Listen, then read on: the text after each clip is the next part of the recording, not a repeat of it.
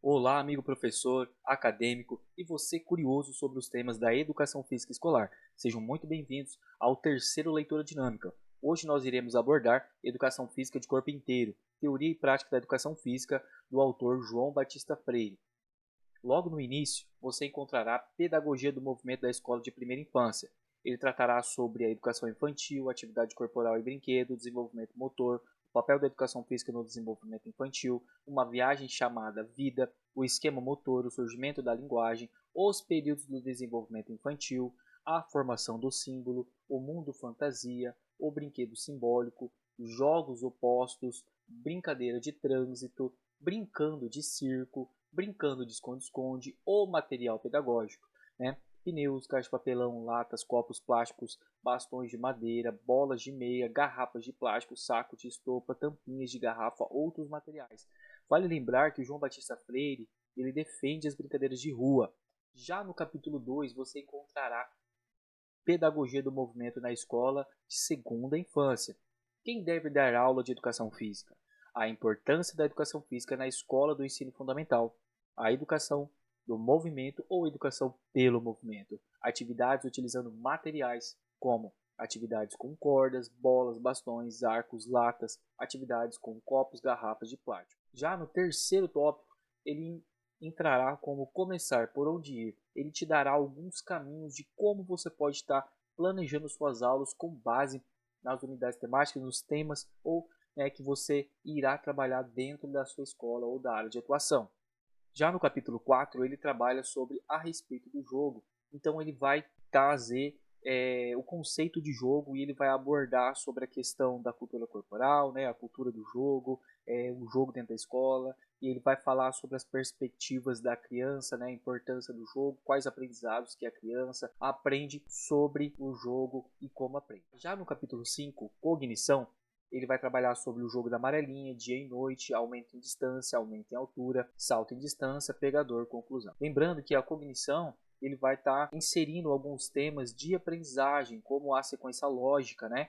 Por exemplo, no jogo de amarelinha lá na educação infantil, a criança ela vai aprender, por exemplo, a sequência lógica dos números, ela também vai aprender a pular números, né? Então, por exemplo, você jogou lá o número, a pedrinha no número 1. Então a criança sabe que ela tem que pular o número 1 para passar na próxima fase.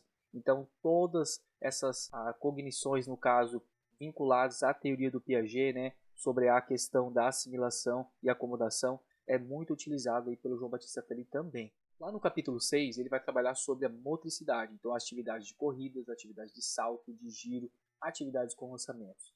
Então, assim, ele vai trabalhar toda essa questão da motricidade e principalmente as habilidades básicas aí que a criança deve desenvolver. No capítulo 7, a questão da competição, corridas de revezamento, outras atividades competitivas. Socialização, atividade de educação física que envolvem socialização. Pedir às crianças que se organizem em grupos, propor qualquer jogo, sem estabelecer as regras, futebol aos pares, corridas de estafetas e depois ele faz a conclusão. Também no capítulo 9 ele vai falar sobre a afetividade, né? Ele vai trazer aí um pouco da teoria e a importância de você estar trabalhando essa afetividade com suas crianças para que você consiga conquiste ela dentro das atividades, dentro dos temas que serão propostos. Já no capítulo 10, as relações entre a educação física e as outras disciplinas da escola. Boca de forno, correspondência provocada, adivinhar o tempo, combinações com atividades de sala, zerinho com letras, zerinho com sílabas, pular corda com separação de sílabas, composição de palavras pulando corda, outras expressões verbais associadas ao pular, pular corda com números e operações. Já no capítulo 11, ele fará uma avaliação em educação física, então ele trará aí propostas de avaliação de educação física, não somente, né, o velho ditado lá, fez tem nota, não fez não tem nota. Então ele vai trazer aí, fazer um preâmbulo bem legal sobre a avaliação de educação física, vale a pena estar lendo. Já no capítulo 12, por último, ele fará os aspectos da legislação brasileira sobre a educação física, a separação entre os meninos e meninas, e para essa discussão, e o espaço do corpo em educação física. Lembrando que essas legislações brasileiras, elas alteram ao longo do tempo, né? No período aqui que o João Batista Freire escreveu sobre esse livro, era lá em 1994, 1995, então eram outras legislações. Algumas permaneceram, porém outras foram alteradas, como por exemplo nós temos hoje a Base Nacional Comum Curricular. Naquele período funcionavam-se os PCNs, né? Que são os Parâmetros Curriculares Nacionais. Então, fica aí, essa é mais uma leitura dinâmica, espero que você tenha gostado, e se você gostou, não esquece, compra o livro, ajuda aí o escritor, né, o professor, que se dedicou a sua vida inteira para trazer esse conhecimento para nós, é só você acessar no link abaixo, é bem baratinho, vale a pena para quem está começando e para quem está na área, lendo e relendo este livro, porque vai te trazer uma base muito boa para atuar na escola. Eu fico por aqui e até mais!